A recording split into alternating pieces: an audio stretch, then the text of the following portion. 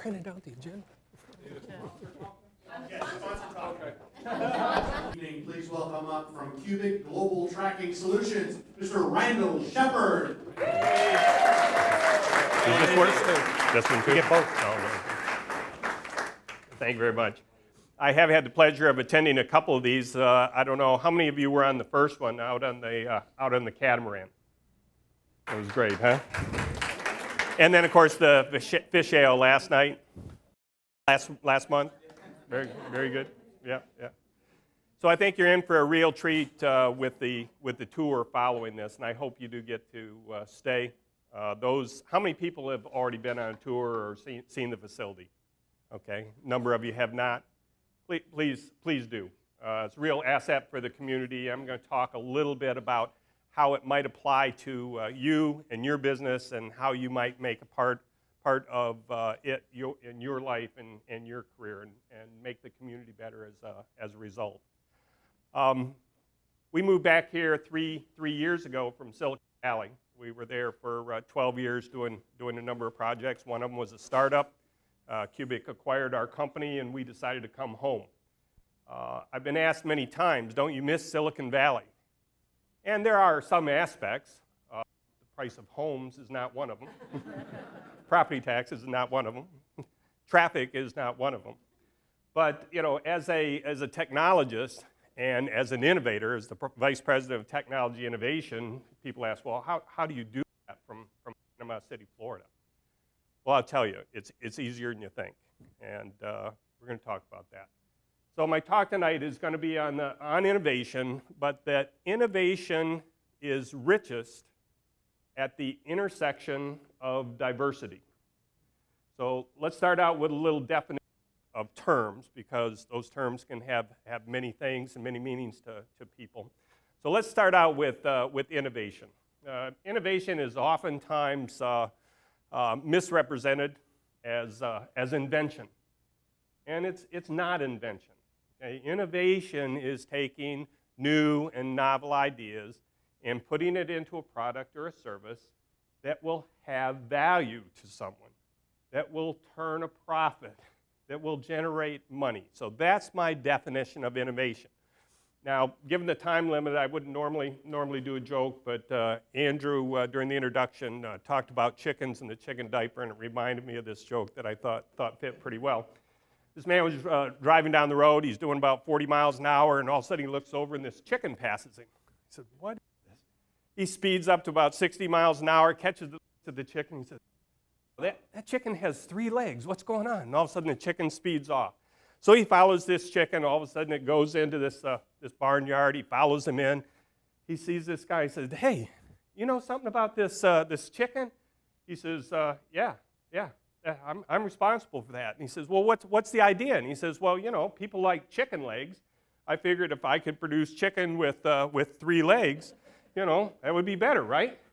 He says, "Wow, you're going to be a millionaire." And he says, "Yeah, but, I've got to catch one."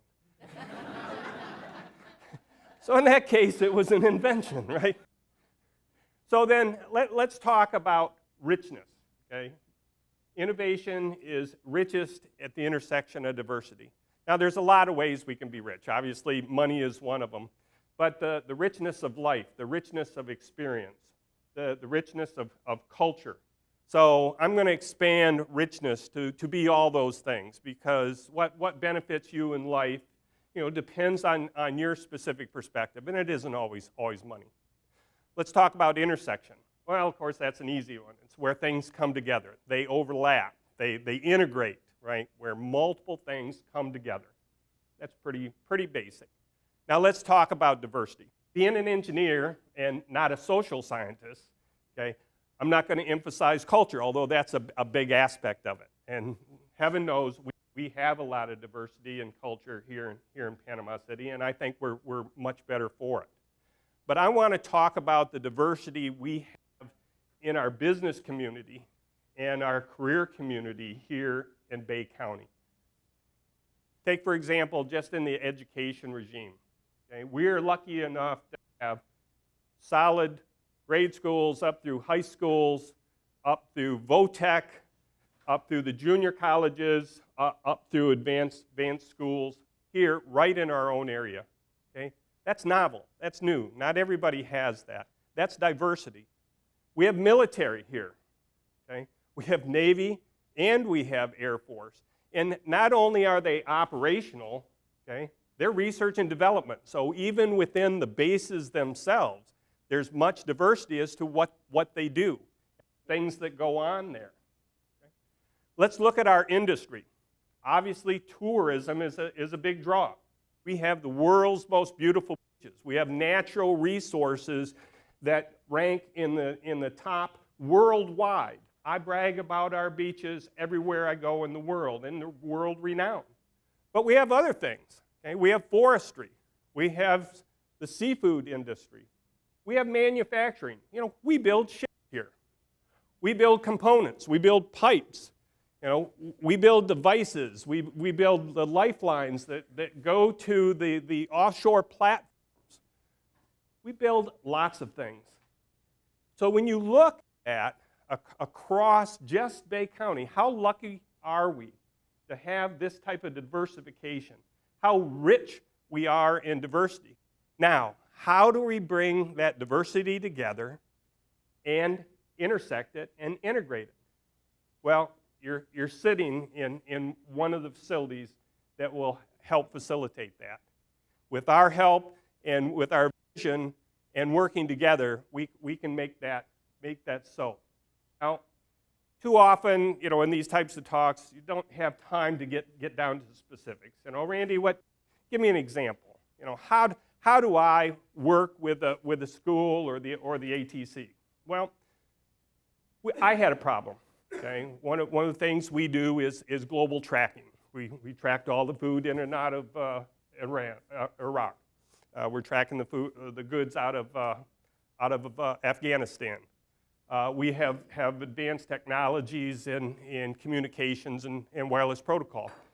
I had a problem as a business developer that all my technology was tied up with the Department of Defense, usually in foreign lands. And so when I go to a trade show and I want to show somebody how this works, what am I going to show them? I can't. You know, that's private data. I can't show just Joe Public, you know, where tanks and Humvees and MRAPs are over in Afghanistan. I had a real problem. Also, our facility is here, and we have some acreage, but it's very RF congested. There's lots of things there. It's not real world. So we needed a real world environment where we could set up demonstrations and develop the applications and prove out the technology. So guess what? I went 2 years ago to Steve Donovan. Steve Donovan is the director of ATC. We did the first MOU, Cooperative Research and Development Agreement, with Gulf Coast State College, whereby we provided the equipment, they provided facilities, we were able to connect into their IT infrastructure so we could bring information back to our servers. So any place in the world that traveled to demonstrate this could link up and show what was happening here on campus. Now, what are we specifically doing? Have you heard of the Internet of Things? Anybody heard of that term? Internet of Things. Okay, what is it? Well, the Internet ties data and documents together, and each one of those has a unique ID. They have a file name, right? They have a URL where they're located. Well, when you apply that to things, you need an identification. Okay, and we're all used to that, right? When we check out at a grocery store, they scan it, right? We have barcode. And what's that barcode say? What the product is, and then it hits the database, what the cost is. And it can decrement the inventory, and so we have what's called automated identification technology. Where there's other examples of that. Passive RFID. You may have seen these little plastic tags now that come in on some of the packaging. The difference between that and barcode is you can scan it from, say, 3 or 4 feet away.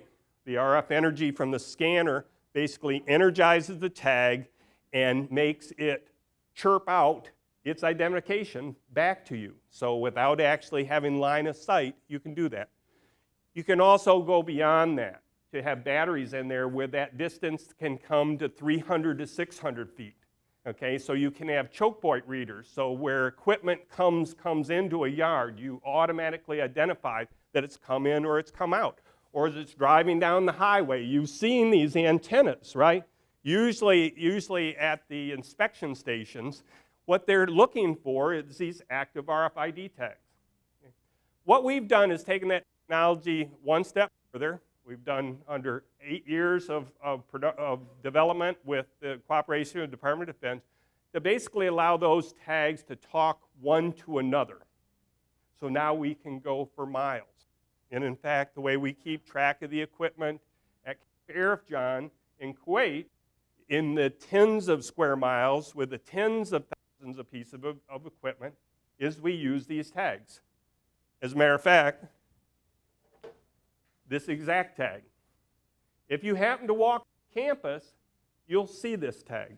You'll see these around campus. You'll see them on the maintenance vehicles. You'll see them on the storage doors, the utility doors. And what are we monitoring? Where they're at, what the temperature is, access control, light, temperature, humidity, shock, vibration, orientation, all with these kind of devices, okay? This is called a mesh device. This is 4 years old, and it's the technology that we're basically used to demonstrate. Now, what's the advantage of doing it here? Well, all of a sudden now we have faculty and student body that can become interested. We're integrating it into the curriculum.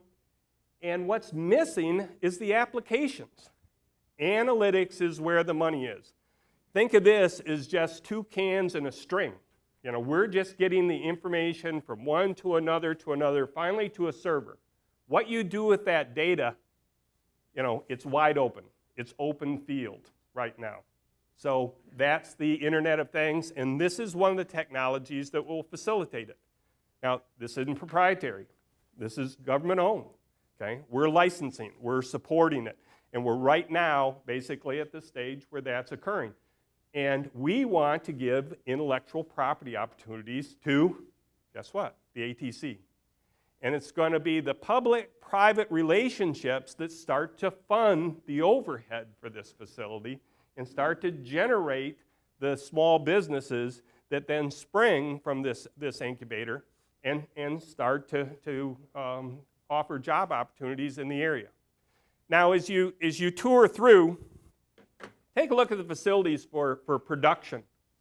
One of the things that we can really leverage is training and certification. Okay, training and certification. You know, remote learning. Now, some of that can be remote, okay, and we can take advantage of that, and obviously, but that becomes a draw to bring people here. We want to sell them hotel rooms. We want to sell them meals. We want to sell them entertainment. We want to sell them, okay, the other things we have in our diverse culture here in Panama City. So what we're going to do is set up labs. A metaphor, very quickly.